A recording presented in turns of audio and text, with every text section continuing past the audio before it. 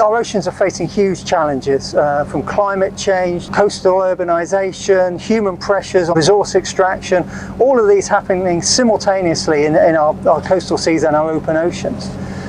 Monitoring data is essential if we want to really understand and manage and mitigate those multiple pressures.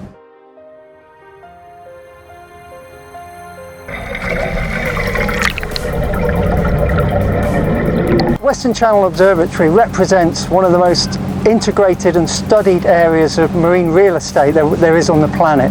We visit regularly to look at the water column and also the seabed. We measure everything from microbes through to the large macrofauna that roam around on the seabed, as well as lots of different biogeochemical processes.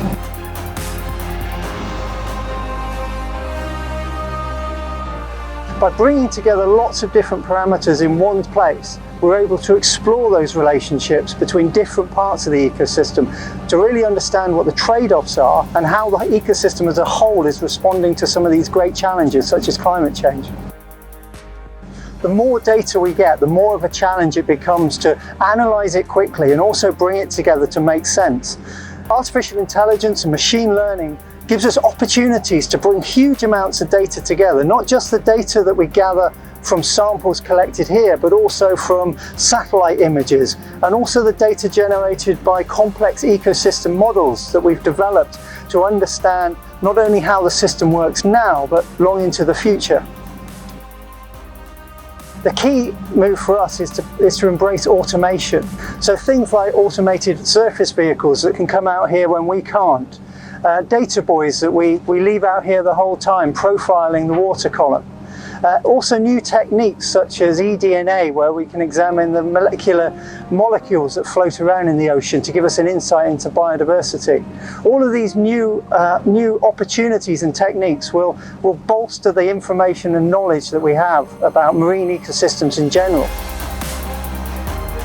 The data collected at the Western Channel Observatory has been used across many different management policy developments. For example, the development of indicators to help us understand what our true impacts are on marine systems, and also to monitor the improvements that we can make by making good management decisions or implementing good conservation policies. For example, the Marine Strategy Framework Directive has used data collected here to develop some of their key indicators to illustrate whether an ocean is in good environmental status.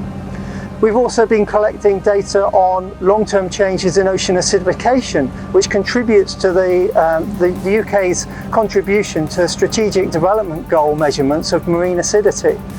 So it's very important that the data we collect here is not just about understanding the cool science and understanding how marine ecosystems work, but it's really important that it's put to use to enable us to make much better decisions when we're looking to sustainably use the marine resources that exist around us.